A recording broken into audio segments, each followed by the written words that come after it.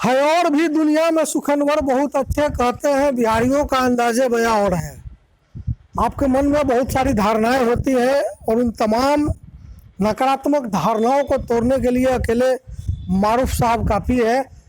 ये आज हमारे स्टूडियो में आए थे तो हमने सोचा कि इस मौके का फ़ायदा उठाया जाए और कुछ गलत धारणाओं को तोड़ा जाए। सही बोल रहा हूँ ना? बिल्कुल सही। पूरा नाम क्या बताया आपने? मारूफ मोहम्मद मारूफ आलम। मोहम्मद मारूफ आलम। चंपारण इन दिनों नाम भी कर रहा है, काम भी कर रहा है ज़बरदस्त। शकीबुल गनी के बाद जिसने वर्ल्ड रिकॉर्ड बनाया क्रिकेट में, अब मोहम्मद मारूफ आलम साहब है। इन्होंने भी एक रिकॉर्ड ही बनाया है, यूजीसी नेट की परीक्षा में टॉप कर गए हैं ना? जी जी, टॉप किए। लेकिन खबर ये नहीं है मेरे हिसाब से। खबर ये है कि ये उर्दू में टॉप कर गए हैं। जी जी, उर्दू में टॉप किए हैं। उर्दू भाषा में। जी जी, उर्दू भाषा में। उर्दू में। और इससे भी बड़ी खबर है कि ये मदरसा से पढ़े हैं। जी, मदरसा बिहार स्टेट मदरसा एजुकेशन बोर्ड, जो सानिया फोकानिया मौलवी आलिम होते हैं, यही हमने पढ़ा है। समझ में आ रहा है कुछ? जी जी। नहीं, हम लोगों से अच्छा, कह रहे हैं कि ये जो बोल रहा है फिर से बोलिए जरा।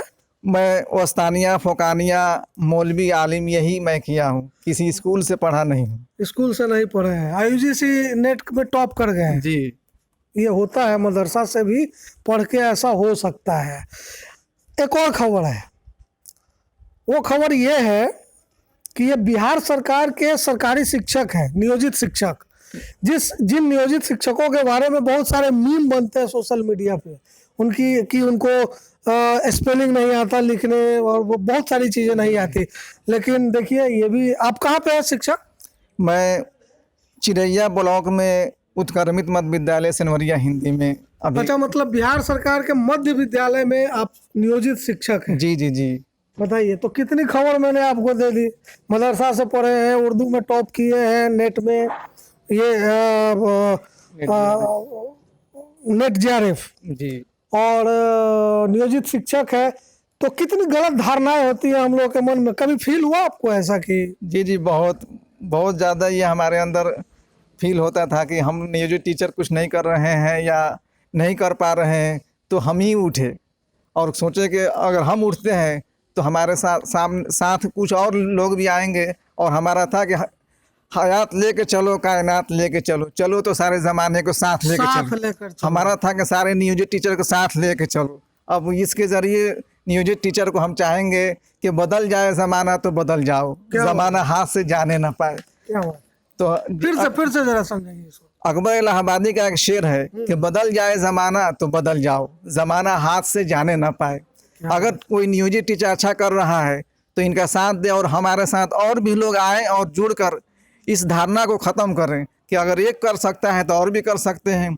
मतलब बिहार सरकार को अपनी शिक्षा विभाग का, अपने पूरे शिक्षा नीति का, पॉलिसी का अगर किसी को ब्रांड एम्बेसडर बनाना हो तो इस वक्त मुझे लगता है कि मारूफ साहब से बेटर कोई होगा नहीं। मतलब ठीक कह रहा हूँ मैं? इस लायक तो नहीं है, लेकिन कोशिश करेंगे कि ऐसा बना जाए। नहीं, मतलब आप बताइए ना कि मदरसा से पढ़ाई की, उर्दू की पढ़ाई की, टीचर रहते हुए नियोजित, और यूजीसी नेट जेआरएफ में आप टॉप कर गए, तो जाहिर है कि आप ब्रांड एम्बेसडर है, भले सरकार आपको बनाए या ना बनाए। तो इनसे बातचीत करने का मकसद यही था। अच्छा देखिए, एक और मतलब अच्छी बात कि इन्होंने तब तक हौसला अपना नहीं छोड़ा जब तक कि ये टॉप नहीं कर गए। तो क्या है ये कहानी, जरा इसके बारे में बताइए। इसके बारे में मैं 2018 में एग्ज़ाम दिया और फेल हो गया। फर्स्ट अटेम्प्ट में लगा कि कुछ नहीं नंबर आया, तो उसके लिए हम रणनीति अपनाए और दूसरी बार में पास हो गए। और हमें ये नहीं मालूम था कि यूजीसी नेट होता है क्या, बस एग्ज़ाम दे दिए और पास हो गए। फिर दोबारा एग्ज़ाम दिए तो लगा कि इस बार नंबर बढ़ जाएगा, थोड़ा सा बढ़ गया, लगा कि जेआरएफ हो जाएगा। और ये पता नहीं था कि जेआरएफ कैसे होता है। अच्छा। तो इसके बारे में तो हमारे पास तो कुछ अवेलेबल नहीं, हम लोग गांव के रहने वाले और कोई बताने वाला भी नहीं। तो यूट्यूब के माध्यम से देखते थे कि आखिर ये कितने परसेंट पास होते हैं, तो पता चला कि नेट 6% पास होते हैं और जेआरएफ 1%। जब हम ये पता चला कब, 2020 में। अच्छा। तो हम कोरोना के समय में, और कोरोना हमारे लिए पहले भी वरदान बन गया। इतनी मेहनत की और 1% में आने के लिए बहुत सारे बच्चे बैठते हैं, तो उतनी मेहनत भी चाहिए, कड़ी मेहनत की और ऐसी मेहनत। कितनी बार टोटल परीक्षा दी आपने? 6 बार परीक्षा दी। तो छठी बार में जो है JRF कर गए? जी, टॉप कर गए। टॉप कर गए।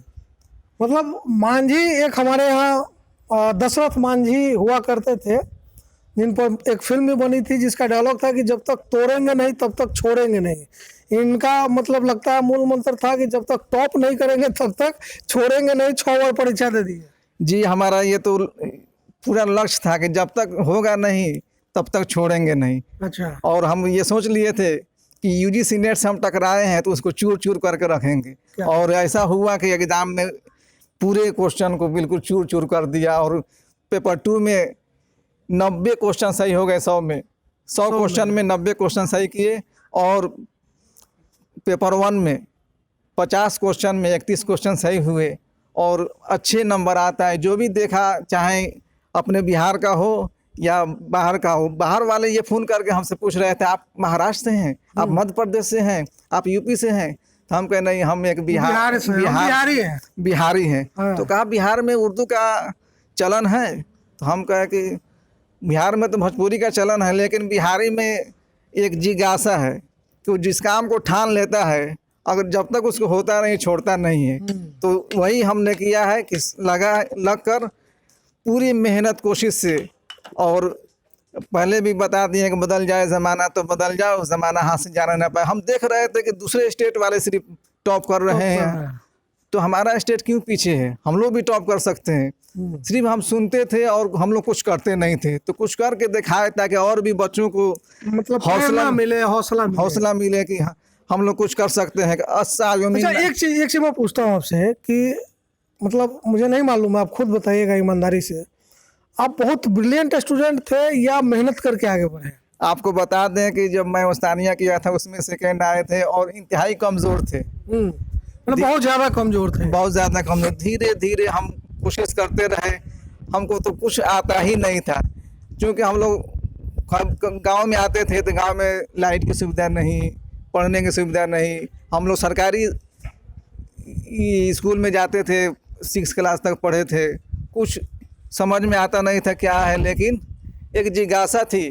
तो मतलब इनकी बात सुन के लगता है कि ये जो ब्लेम हम लोग करते हैं, ब्लेम गेम करते हैं, सरकार, सिस्टम, अपनी दुर्दशा, अपने मतलब तमाम स्थितियों को, अगर ये ब्लेम गेम ना करें और सिर्फ अपने काम पर ध्यान दे तो भी सफलता पाई जा सकती है। जी, शेरशाह सूरी का एक कॉल मैं बता दूं। जी जरूर। शेरशाह सूरी अपने दरबारियों से कहते थे कि इंसान के सबसे बड़ा दुश्मन 2 चीज़ है, काम चोरी और रिश्वतखोरी। क्या बात है। अगर काम चोरी करेंगे तो पीछे हो जाएंगे, और रिश्वत तो खोरी करेंगे तो एक ना एक दिन हम पकड़ में आएंगे, और चाहे आप कितना अवजे सुरैया पे पहुंच जाएं, तहता सरा में चले जाएंगे। इसलिए काम चोरी से हम हमेशा बचते हैं और कोशिश करते हैं कि काम में चाहे जहां भी रहें, स्कूल में रहें या पढ़ने में रहें। एक और बात आपको बता दें, आजकल तो हर बच्चे के पास मोबाइल है या हर आदमी के पास मोबाइल है, तो इंटरटेनमेंट के लिए ना जाने किस किस तरह की फिल्में वो देख लिया करता है। लेकिन हमारा जब कोई उद्देश्य बन जाता है, आज तक हम एक फिल्म देखे नहीं है, बहुत सारे लोग बुरा मान भी सकते हैं, लेकिन हम उसी को देखते थे जो हमारे सब्जेक्ट से रिलेटेड हो या हमारे काम से रिलेटेड, फोकस एक जगह फोकस हो। और जब तक हम कुछ करेंगे नहीं, फोकस करेंगे नहीं, अब इधर उधर पे घूमते रहेंगे। अब रास्ते में जा रहे हैं, उसमें बहुत से छोटे छोटे रास्ते मिलते हैं, तो जहाँ में जाना वहाँ जाएं। ये नहीं कि रास्ता चेंज कर लें, बहुत कुछ आता है, तो उधर न देकर जहाँ हम जा रहे हैं मंजिल मकसूद पे पहुँचने की कोशिश करें। मंजिल मकसूद पर पहुँचने की कोशिश तभी सफल होगी जब आप फोकस्ड रहेंगे, जैसा भाई साहब रहे। हाँ, बहुत सारी बातें हुई इनसे और बात को ख़त्म करते हैं। जी। और आपकी सफलता ही प्रेरणा है, बाकी कहानियाँ लोग खुद तलाश लेंगे आपके पीछे की। इस बात से ख़त्म करते हैं कि एक मशहूर शायर है, उनकी शायरी है कि जिसको भी देखो 10-20 बार देखो। क्या है आपको पता है शेर?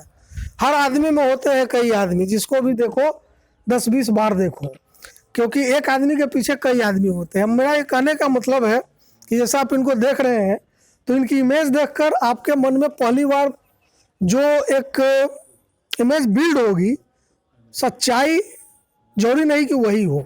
इसीलिए हमने शुरुआत ही इस बात से की कि भाई साहब मदरसा से पढ़े हैं, भाई साहब ने उर्दू में टॉप किया है, भाई साहब नियोजित टीचर है, मतलब वो तमाम चीज़ें की हैं जिसको लेकर के बिहार में और बिहार के बाहर भी गलत धारणाएं अवधारणाएं हैं। नहीं टॉप रहे, गोल्ड मेडल भी पाए। गोल्ड मेडल भी पाए। जी। तो इसलिए जो दिख जाता है वो हमेशा सही नहीं होता, उसके पीछे भी कई तस्वीरें होती है, उनको भी जानिए। और इनकी कहानी खुद प्रेरणा है, खास करके बिहार के छात्रों नौजवानों के लिए। तो महमूद भाई से सीखना चाहिए सबको। थैंक यू, शुक्रिया और बहुत बहुत बधाई आपको। थैंक यू, शुक्रिया। देखते रहे फाइनल पोस्ट। नमस्कार।